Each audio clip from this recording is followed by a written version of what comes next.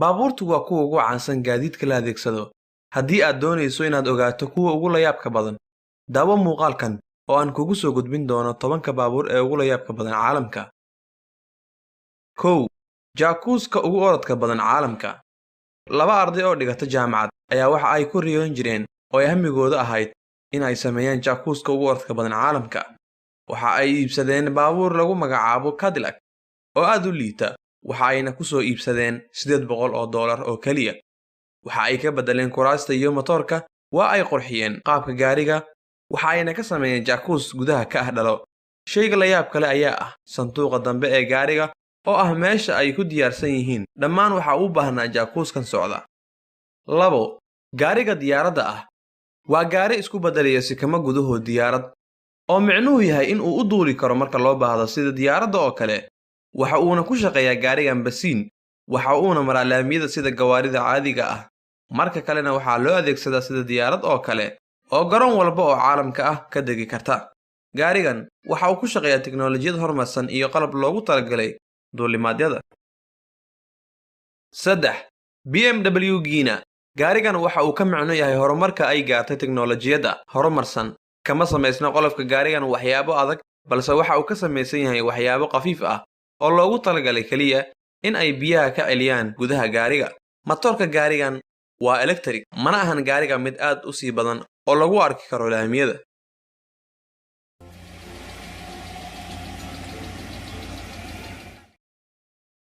4. Monster Truck-ga ugu dheer caalamka. gaarigan waa midka ugu dheer kuwa noociisa oo kale ah, waxaana sameeyay shirkadda Big Toys Rice. waxa uuna qaatay samayntiisa 15 bilood. waxa uuna dhererkiisu gaarayaa 10 mitir, miisaankiisuna waxa uu dhan yahay 1 kiilogaram. waxa uuna qaadaa 13 qof mushkilad la'aan, laakiinse waxaa hubaal ah in aysan qof kasta gadan karin oo qofkii rabaa inuu iibsado waxa uu furayaa $1 milyan.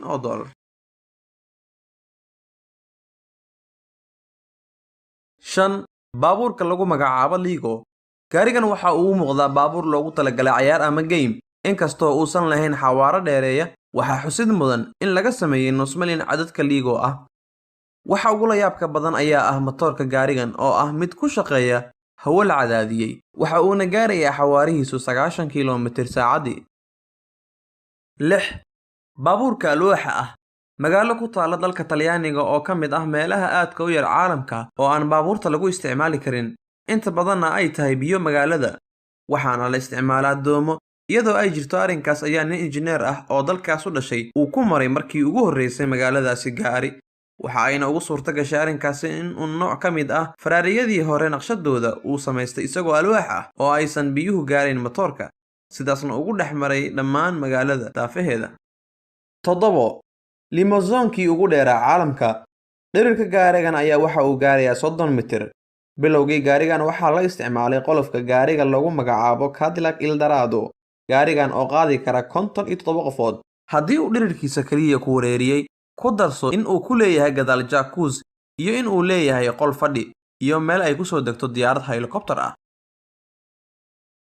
8. gaariga ugu yar caalamka. inta uu balliciisu leeyahay darteed kani waa gaariga ugu yar caalamka, waxa uuna qaadaa shakhsi kaliya.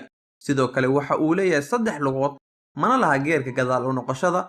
haddii aad u baahato inaad gadaal u ceshato, waxaad qabanaysaa gacan gadaal dambe ku yaala, markaas baad sidii boorsadii dib u jiidanaysaa.